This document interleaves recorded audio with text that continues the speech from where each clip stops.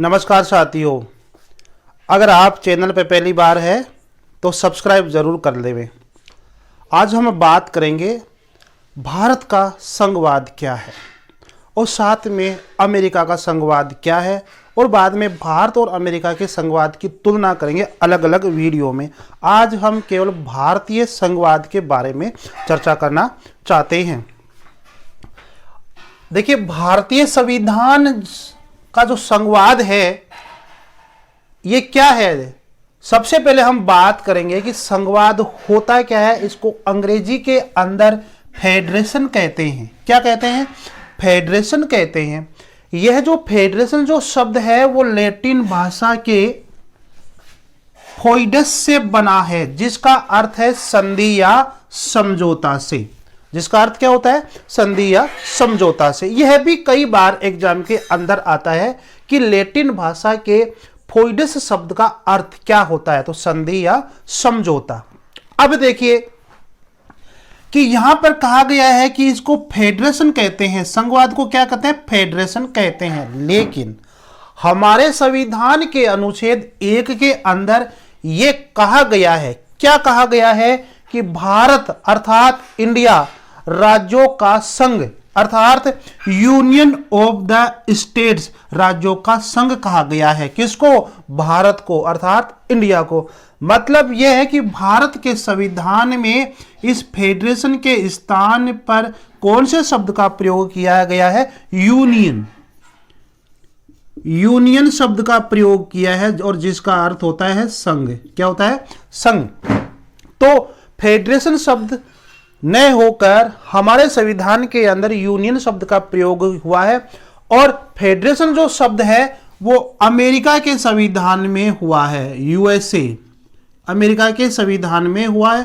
America का जो संघवाद है वह विश्व के संघवाद का जनक कहलाता है। क्या कहलाता है? जनक कहलाता है। अब बात करते हैं हम कि यूनियन ऑफ द स्टेट्स, ऐसा भारत के संविधान 1 में कहा गया है कि भारत क्या है? भारत एक राज्यों का संघ है, अर्थात यूनियन ऑफ द स्टेट्स है।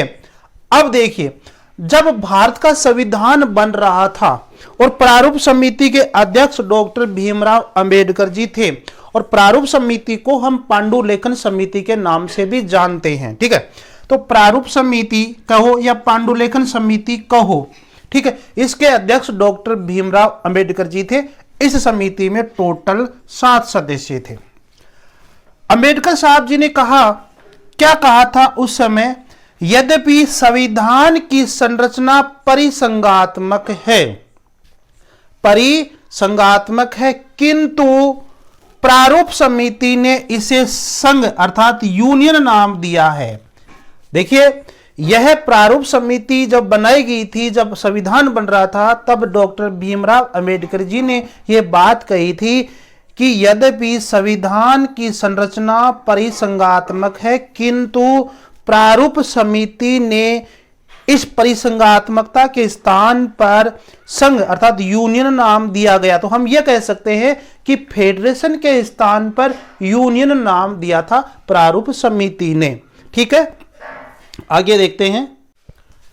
संविधान सभा के अनुसार राज्यों का संघ अर्थात यूनियन ऑफ द स्टेट्स के 2 अर्थ बताए। जब संविधान सभा थी और उसके अंदर जब प्रारूप समिति का निर्माण हुआ था, और प्रारूप समिति ने जब संविधान बना दिया था, उस समय संविधान निर्माताओं ने यानी कि संविधान सभा के लोगों ने क्या कहा कि भारत क्या है? राज्यों का संघ है, यूनियन ऑफ द स्टेट्स है। और इसके उन्होंने 2 लाभ बताए थे। कितने लाभ बताए थे? 2 लाभ बताए थे। ये बुक है, सभी को पता है कौन सी बुक है ये? डॉक्टर दुर्गादास बसु की है, भारत का संविधान एक परिचय। और यहां पर भारत राज्यों का संघ है, उसमें 2 लाभ बताए गए हैं, 2 अर्थ बताए गए हैं। वो अर्थ क्या है वो देखिए।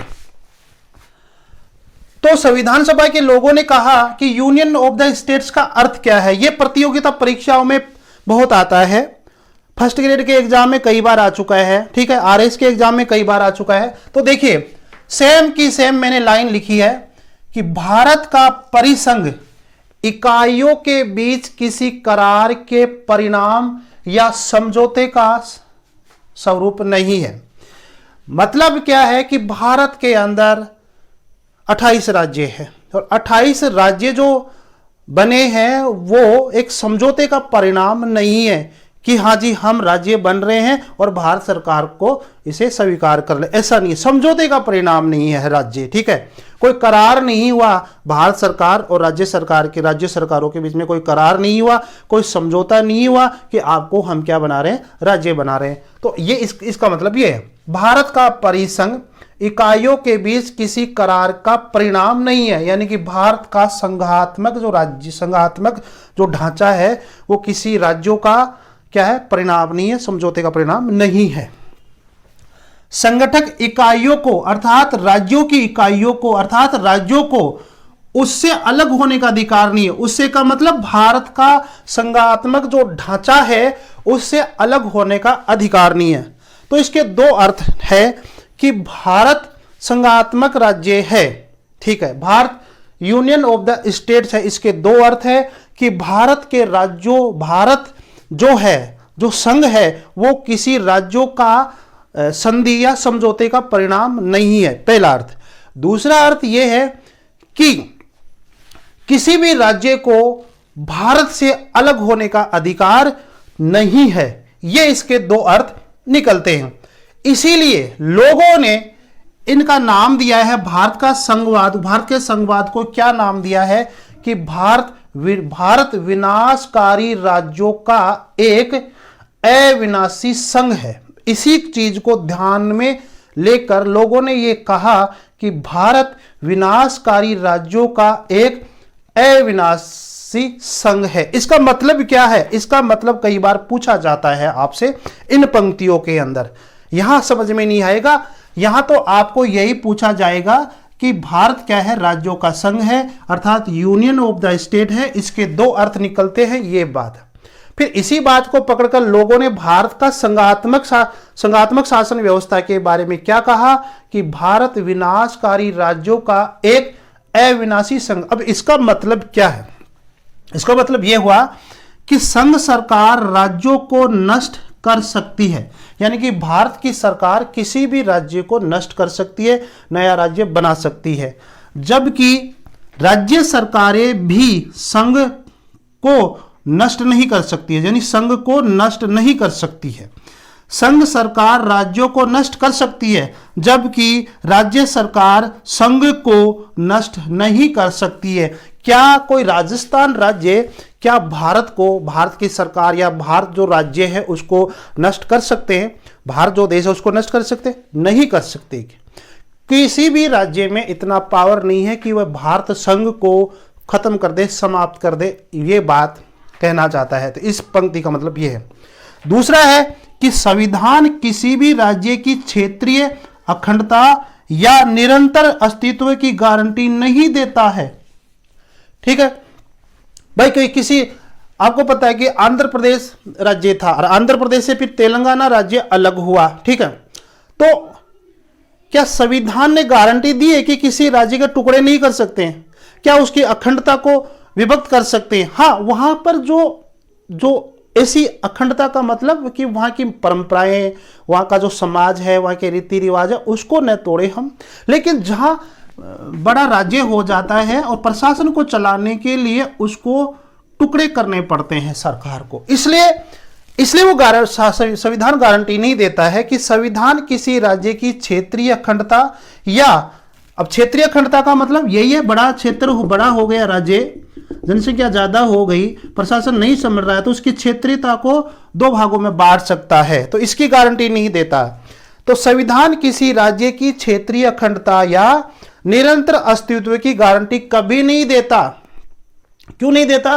क्योंकि संघ सरकार, भारत की सरकार कभी भी नए राज्य को बना सकती है या नए राज्यों को मिलाकर एक राज्य में मिला सकती है, तो इसलिए गारंटी नहीं देता। ऐसा हमारा संविधान के अंदर लिखा हुआ है।